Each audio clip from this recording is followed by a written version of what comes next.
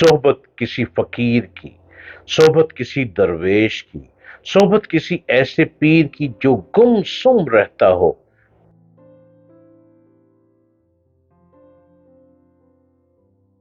السلام علیکم ورحمۃ اللہ وبرکاتہ۔ آپ دیکھ رہے ہیں یوٹیوب چینل ڈاکٹر جلیل اسلم آفیشل۔ صوفیزم ایک خوبصورت سبجیکٹ ہے۔ صوفیزم کو سمجھنا مشکل نہیں۔ صوفیزم کے لیے صحبت ضروری ہے۔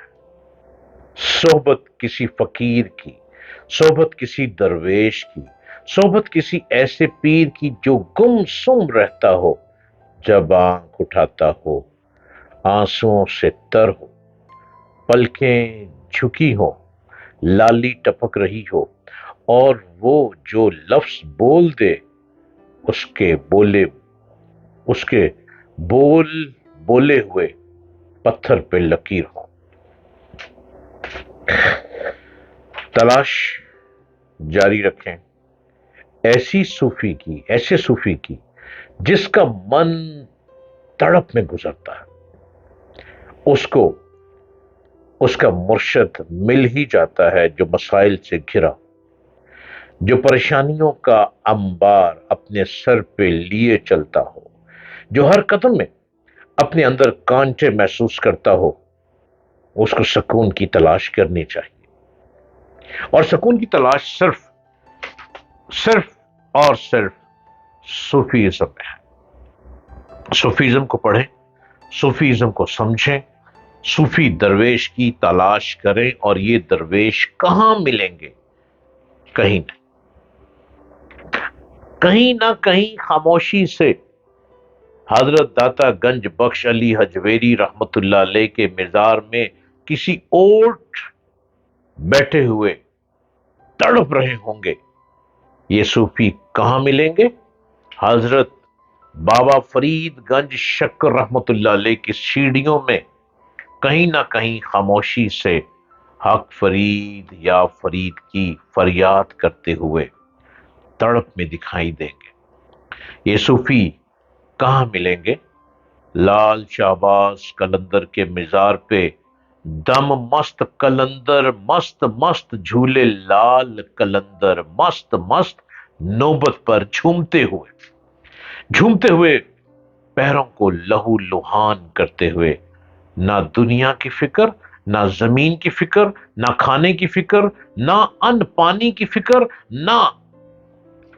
نہ روپے پیسے کی فکر، اور تڑپتے تڑپتے لال شہباز قلندر کے مزار پر گرتے پڑتے دکھائی دیں گے۔ اگر ہے جستجو تو ڈھونڈ لیں من کا سکون۔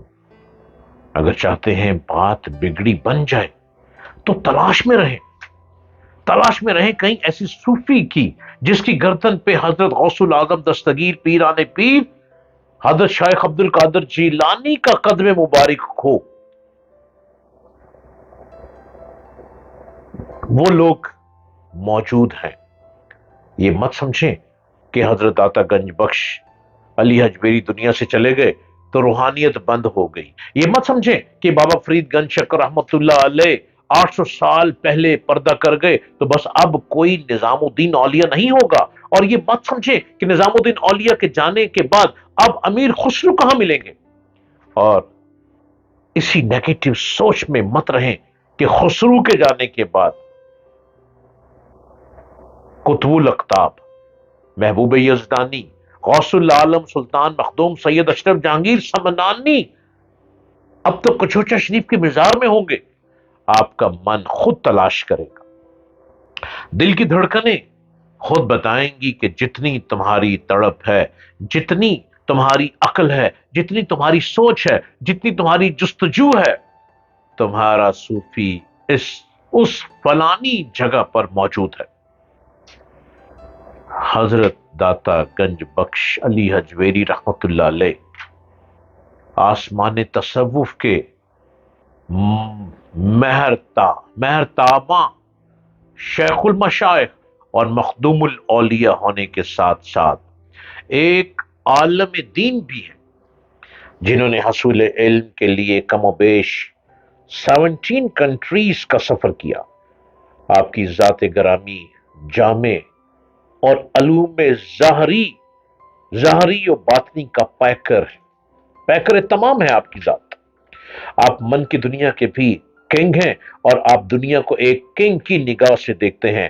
آپ کے عقائد و نظریات جاننے سے واضح ہو جاتا ہے کہ روحانیت کے عاشق آج جن عقائد و نظریات پر کاربند ہیں، شروع سے ہی اہل معرفت، اہل روحانیت، اہل تصوف اور اہل مشاہدہ کے بھی یہی عقائد ہیں۔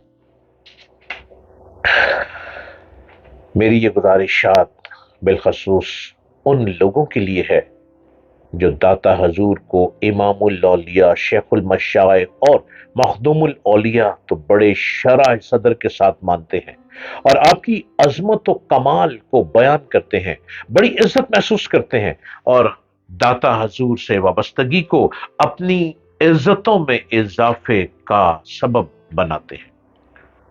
لیکن عقائد و نظریات وہ اپناتے ہیں جو داتا حضور کی تعلیمات اور آپ کے عقائد و نظریات کے بالکل منافی ہے، بالکل اپوزٹ ہے۔ وہ ایسے عقائد و نظریات کا پرچار اعلانیہ کرتے ہیں، یا ذو معنی الفاظ میں داتا حضور والے عقائد و نظریات میں شک پیدا کرنے کی کوشش کرتے ہیں، تاکہ ان عقائد و نظریات کو اپنایا بھی نہ جائے اور داتا حضور سے محبت اور عقیدت کے دعووں کا بھرم بھی قائم رہے، عقیدت مندوں کی عقیدتیں بھی متاثر نہ ہوں، اور خود ساختہ عقائد کو فروغ بھی ملتا رہے۔ روحانیت کے اسٹوڈنٹس میں سے ہونے کا لیبل بھی لگا رہے ہیں، اور باطنیت کی سوچ بھی پروان چڑھاتے رہے۔ ایک شاعر ثاقب لکھنوی کہتے ہیں، اے چمن والو، چمن میں یوں گزارا چاہیے، باغباں بھی خوش رہے، راضی رہے صیاد بھی۔ روحانیت جب تک آپ کو سمجھ نہیں آئے گی، روحانیت کی جستجو جب تک آپ کے من میں پیدا نہیں ہوگی، روحانیت کی تڑپ آگ کی طرح آپ کے اندر دکھائی نہیں دے گی، آپ بے سکون ہی رہیں گے۔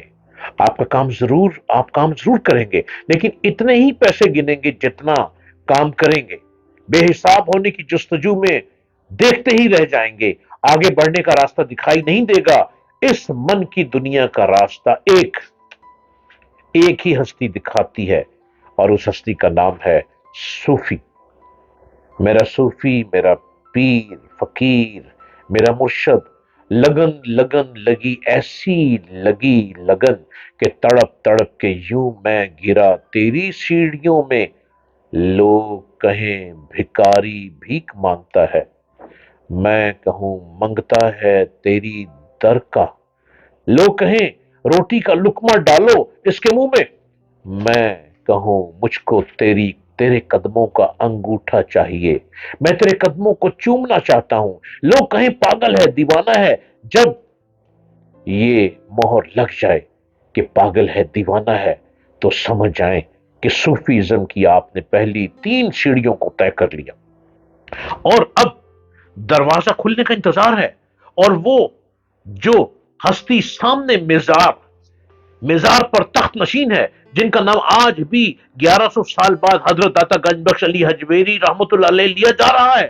جہاں پہ کوئی خالی پیٹ آئے پیٹ بھر کے جاتا ہے، جہاں پہ کوئی روتا آئے آنسو پونچھ دیے جاتے ہیں، جہاں پہ کوئی دکھی در کا مارا آئے اس کے دکھوں کا مداوع موجود ہے، جہاں پہ کوئی اپنی من کی مراد لیے آئے، کس طرح کا عشق کا چراغ جلے گا، اسی طرح مراد پر مہر لگتی چلی جائے گی، اور یہ وہ صوفیزم کے منبع تجلیات ہیں جن کو کہا جاتا ہے حضرت داتا گنج بخش علی حجویری رحمت اللہ علیہ۔